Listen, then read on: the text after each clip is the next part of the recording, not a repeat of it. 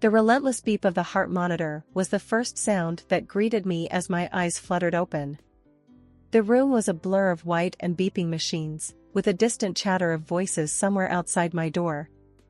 I tried to move, but my body felt heavy, like it was weighed down by more than just the thin hospital sheets. "Ah, you're awake. How are you feeling, Anna?" A voice broke through the fog in my brain. I turned slightly to see a man in a white coat, his eyes kind behind round glasses. He was looking at me with something that felt like hope. "Anna?" I echoed, the name sounding foreign and distant. "Is that me?" "Yes, dear, you're Anna," he replied gently. "You've been in an accident, but you're safe here. You're 28 years old, and you're going to recover. It's just going to take some time for your memories to come back." Memories. The word echoed around the empty hall of my mind, finding no purchase. I was drawing a blank. Who was I? Did I have a family, friends, a life I loved? Panic started to set in, but the doctor's calm presence was a small comfort. Just then, a nurse bustled in, her shoes squeaking against the linoleum floor. She checked the machines with efficient movements, her eyes softening when she looked at me. "You're doing better today, hon, got a strong heart there," she said, patting my arm. I managed a weak smile, comforted by her motherly demeanor. As the day passed, I tried to piece together the fragments of the person I used to be, but it was like grabbing at smoke. The doctor, whose name tag read Dr. Ellis, came in and out, always with a reassuring word or a checkup on my progress. "Your husband will be so relieved," Dr. Ellis mentioned offhandedly during one visit. "Husband?" I choked out, the word setting off a distant alarm in my head. "Yes, Mike. He's been worried sick. He and your mother-in-law, Carol, they should be visiting soon," he explained, checking the chart at the foot of my bed. The news should have comforted me, but instead, a sense of dread unfurled in my stomach. I didn't know these people, and yet, they were apparently my family. What if they were strangers to me? What if I never remembered them? The rest of the day was a blur of nurses, meals I didn't taste, and a deep, unshakable feeling of loneliness. I stared at the ceiling, listening to the sounds of the hospital around me, each beep and footstep a reminder of the life waiting for me beyond these walls, a life I couldn't remember. As night fell, and the hospital settled into a quieter rhythm, I lay awake, my mind racing with questions and fears. Who was I? Would I like the person I was? And what about Mike and Carol? Would they be strangers or the key to unlocking who I was? The uncertainty was suffocating, but as I drifted in and out of a restless sleep, a resolve began to form. I would find out who Anna was, piece by piece, memory by memory. The next morning, the sun filtered through the blinds, casting a warm glow over the sterile room. I was propped up with pillows, my head a whirl of thoughts and questions about the day ahead.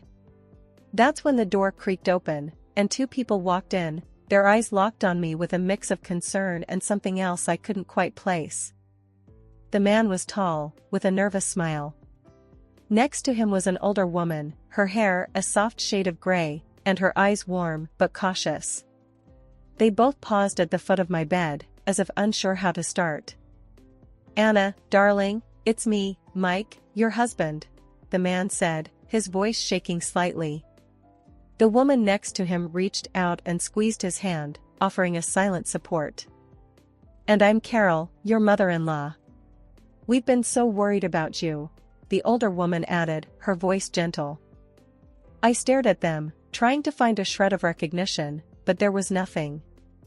They were as familiar to me as the strangers I passed on the street. Panic fluttered in my chest, but I masked it with a nod. "Hi," I managed to croak out, my voice sounding foreign to my own ears.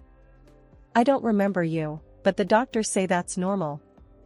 Mike came closer, his eyes brimming with something that looked like tears. "It's okay, Anna, we're here for you.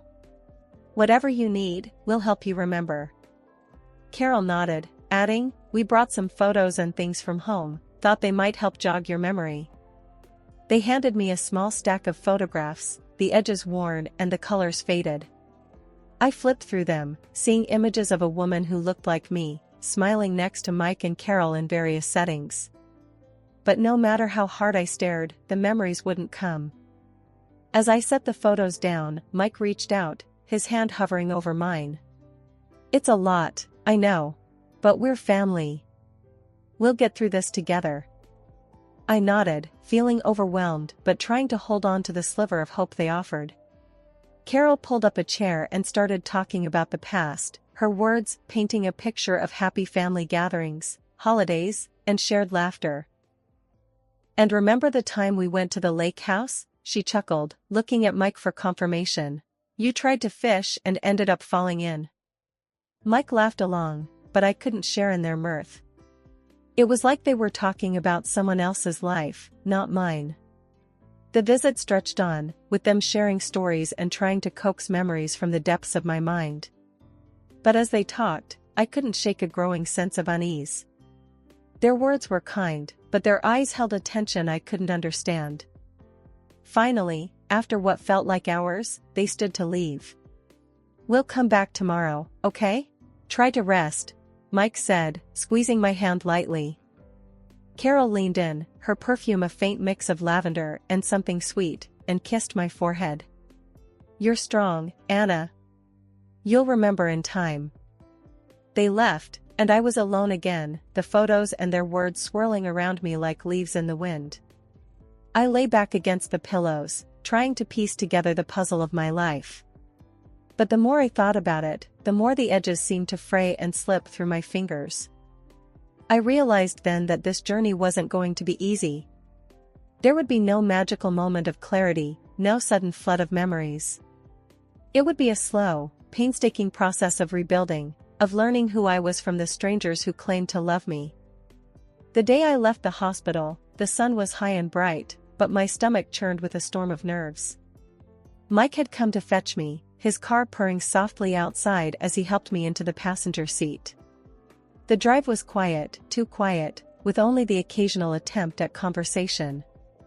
"You'll love being back home, Anna.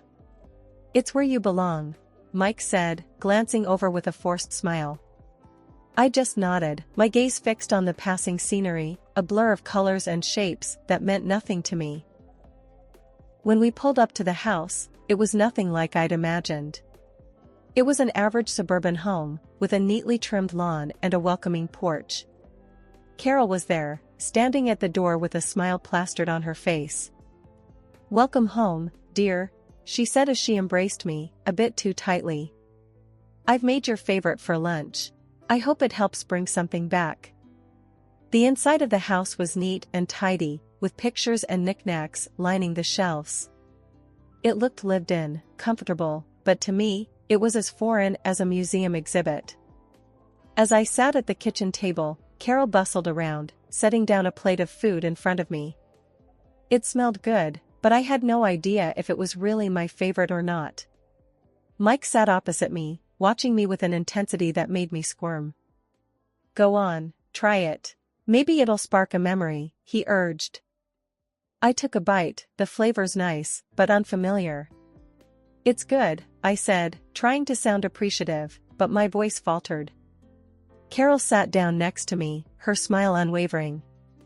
"You always loved my cooking. Don't worry, dear, it'll all come back soon."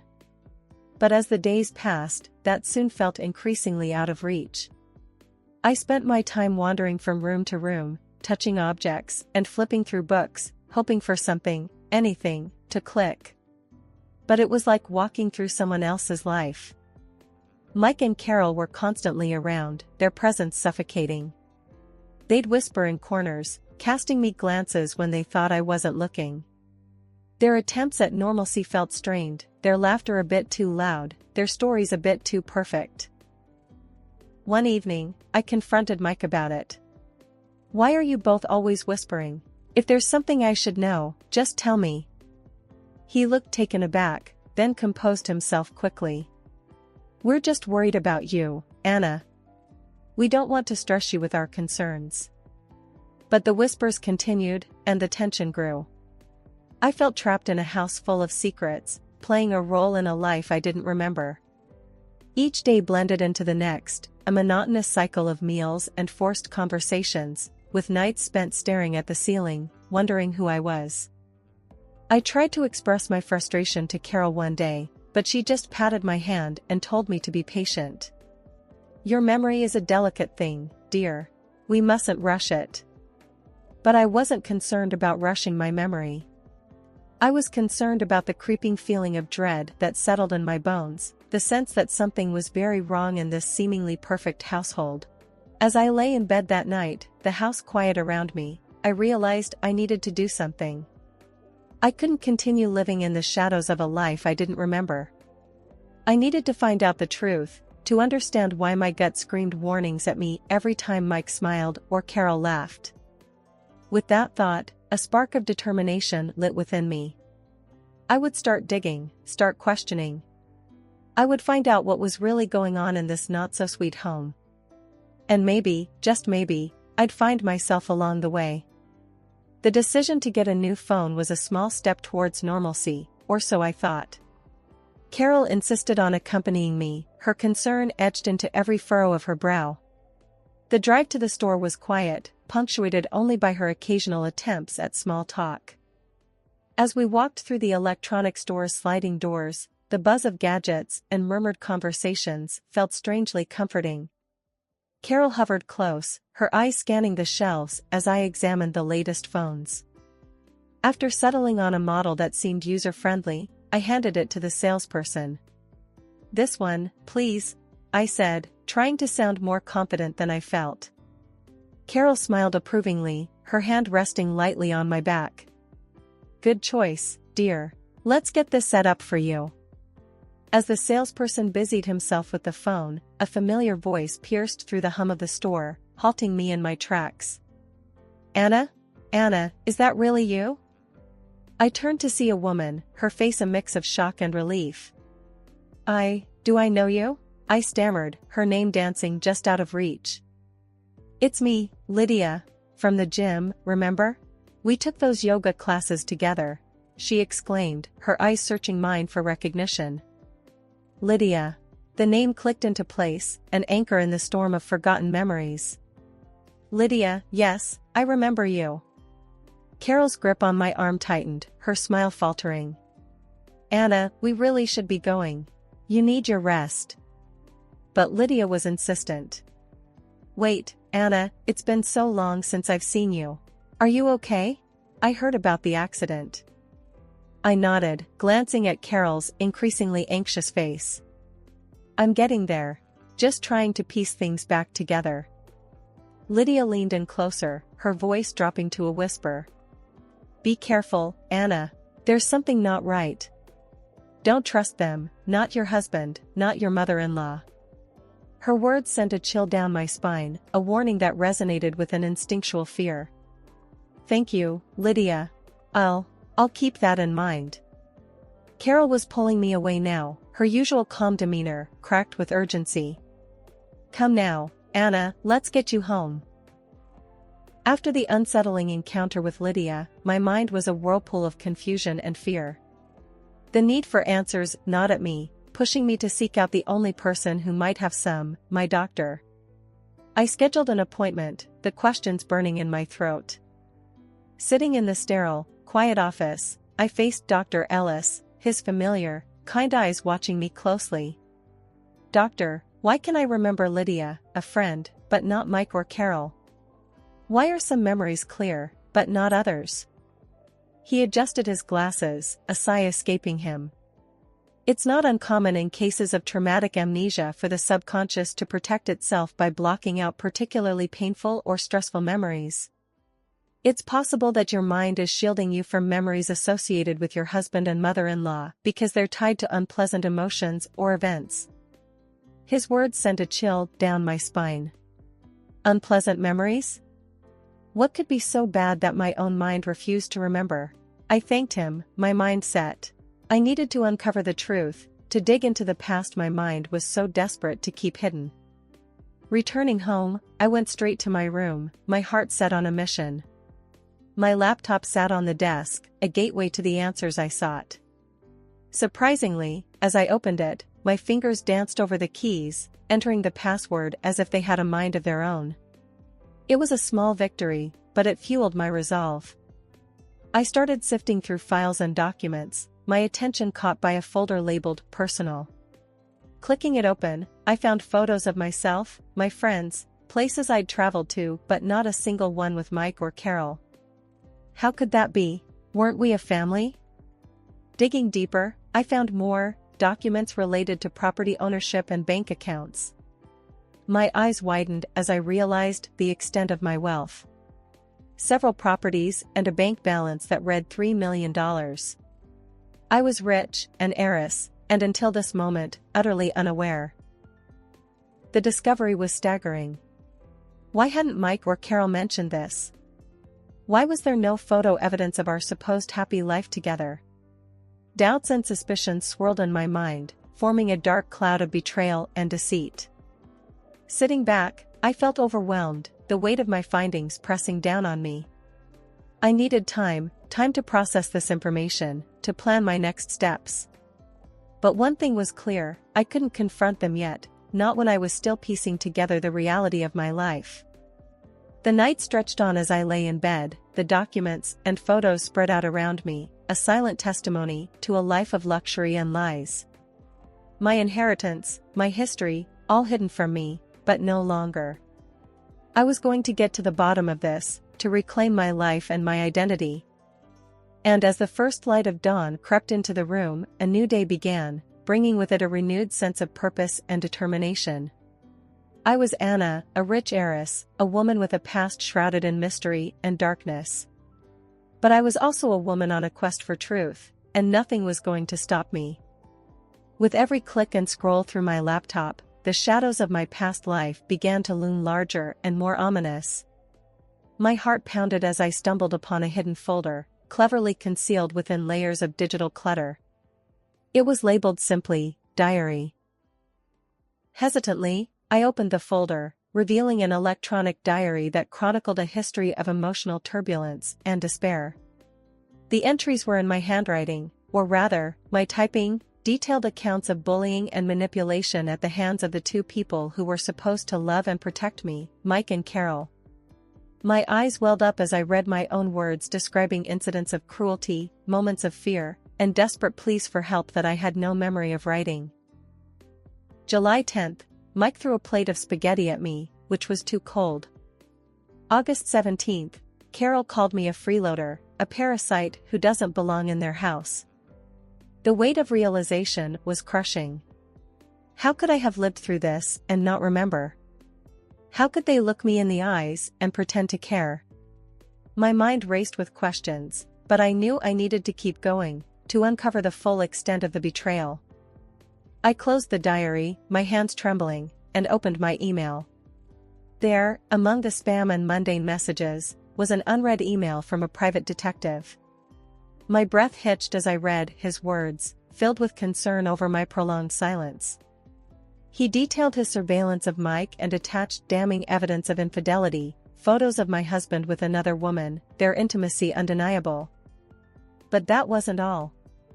The detective had also recorded conversations, audio clips that now played through my laptop speakers.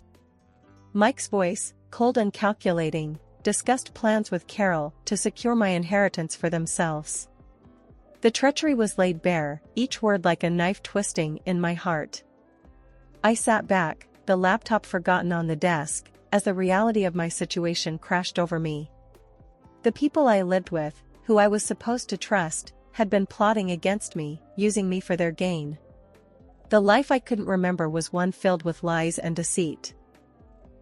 But amidst the chaos of my emotions, a fierce determination took root. I wouldn't be their victim any longer. Armed with the truth and evidence of their betrayal, I knew what I had to do. It was time to confront them, to take back control of my life and my future. My mind made up, I gathered the evidence, the diary entries, the photos, the recordings, and headed toward the living room, where Mike and Carol were chatting casually, unaware of the storm about to break. "We need to talk," I said, my voice a calm I didn't feel. Mike looked up, a flicker of worry crossing his face. "What's wrong, Anna?" I slammed the evidence onto the table, the sound echoing like a shot. This is what's wrong. I know everything, the affairs, the plans, all of it. The color drained from their faces. Mike sputtered, Anna, please, let's just talk about this. No more talking, I snapped, cutting through his weak protest. I've listened enough. It's time you both heard me. Carol's hand shook as she reached out, her usual composed demeanor shattered. Anna, darling, we can explain. I recoiled from her touch. Explain? Explain why you pretended to care? Why you plotted behind my back? No, there's nothing you can say to make this right. The room was thick with tension, a tangible force that seemed to press down on us all. Mike tried again, his voice desperate. We were desperate, Anna. The debts, the pressure, we thought we had no other choice. But you did have a choice, I countered, my voice rising with every word. You chose to lie, to cheat, to hurt me. And now you're going to face the consequences. I watched as they struggled to find words, their mouths opening and closing with no sound. The realization of their situation was finally dawning on them, the understanding that they had lost everything they had tried so desperately to steal. I'm leaving, I announced, the finality of the statement hanging in the air. I'm taking back my life, my inheritance. And you will not get a cent of it. Mike's face crumpled, the reality of his situation finally hitting home. Anna, please, I'm sorry. We never meant for it to go this far. Carol was crying now, her sobs a bitter soundtrack to their downfall. Please, Anna, we're family. But their words were too little, too late. I turned away, leaving them in the kitchen, their world crumbling around them. I spent the next few days with lawyers, ensuring that my assets were secure and that Mike and Carol would never be able to hurt me again. The process was draining, but with each signature, I felt a piece of myself returning, the strength and determination that had been buried for so long. Finally, it was done. I stood outside the lawyer's office, the sun warm on my face, a free woman. I had confronted my past, faced my tormentors, and emerged victorious. The road ahead was mine to shape, a path of my own making. The divorce was as messy as one might expect, with Mike grasping at straws, trying to claim a piece of my inheritance. His desperation was evident, a stark contrast to the confident man I once thought I knew. I sat there, my lawyer by my side, as the judge went through the evidence, the photos, the recorded conversations, the diary entries. The weight of the truth was undeniable, and Mike's face fell as each piece was laid out before the court. In the end, the judge's decision was clear. Not only was the divorce granted, but Mike was also denied any claim to my assets. The court went further, ordering him to pay compensation for the emotional trauma, the betrayal, and the violence I had endured. Carol, with her part in the deceit, faced her own set of legal troubles, her facade of kindness and concern long shattered. As I walked out of the courtroom, the final gavel echoing in my ears, I felt a weight lift off my shoulders. Mike and Carol were left to drown in their debts, their house taken by the bank, their lives a reflection of the ruin they had tried to impose on me. Now, I was truly free, not just from them but from the fear and doubt that had clouded my life. The inheritance from my grandmother, a sum total of several properties and $3 million, was solely mine. It was more than just wealth, it was a symbol of a new life, of possibilities and dreams waiting to be realized. My memory, too, began to return in fragments, each piece a bittersweet reminder of the past and a beacon for the future. I remembered laughter and love, pain and betrayal, but most importantly, I remembered who I was before it all. And with each memory, I grew stronger, more determined to build a life that was truly my own.